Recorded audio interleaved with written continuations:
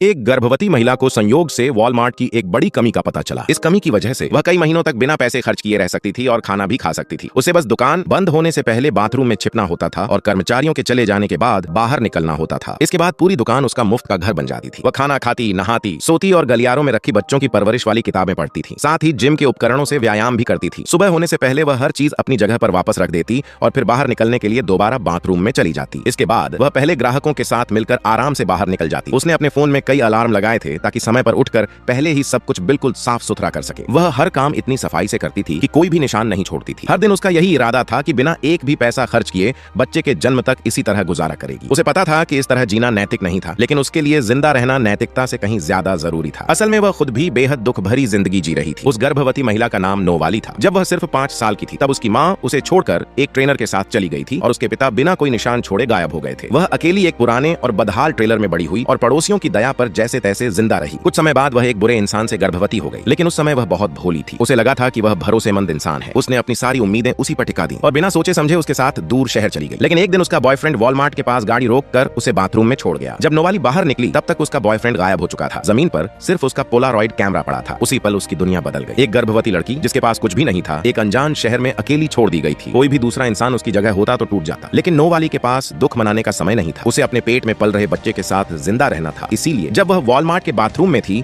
तभी उसके दिमाग में यह शानदार तरीका आया जिससे वह अपनी जिंदगी आगे बढ़ा सके। कर्मचारियों के बिना खाली पड़ी वह दुकान उसके लिए सबसे सुरक्षित ठिकाना बन गई। दिन में वह शहर की सड़कों पर घूमती रहती और खुद को एक आम राहगीर की तरह दिखाती। इस तरह उसने कुछ समय के लिए वहीं अपना गुजारा कर लिया। एक दिन जब वह दुकान के बाहर आराम कर रही थी तभी उसकी मुलाकात एक अजीब सी बुजुर्ग नन से हुई। नन बहुत उत्साह से उससे बातें करने लगी। उसे लगा कि नोवाली उसकी दिवंगत दोस्त की बेटी है। उसने नोवाली को सच बताने का एक भी मौका नहीं दिया। काफी देर तक लगातार बातें करने के बाद उसने अपना फोन नंबर दिया और जबरदस्ती एक छोटा सा पेड़ उसके हाथ में थमा दिया। नोवाली उस छोटे से पौधे को सीने से लगाए रही। उसे बिल्कुल भी अंदाजा नहीं था कि यही पेड़ उसकी किस्मत बदल देगा और यही शहर उसकी नई जिंदगी की शुरुआत बनेगा। समय धीरे धीरे बीतने लगा। दिन पर दिन नोवाली ने दुकान के अंदर अनगिनत रातें बिताई। दिन में वह पास के पार्क में बैठती और वॉलमार्ट से इस्तेमाल की गई हर चीज का हिसाब ध्यान से लिखती रहती। उसका इरादा था कि जब उसके पास पैसे होंगे तब वह सबका भुगतान करेगी, लेकिन यह मजबूरी की जिंदगी बहुत अकेली थी। उसका इकलौता साथी वही छोटा सा पेड़ था।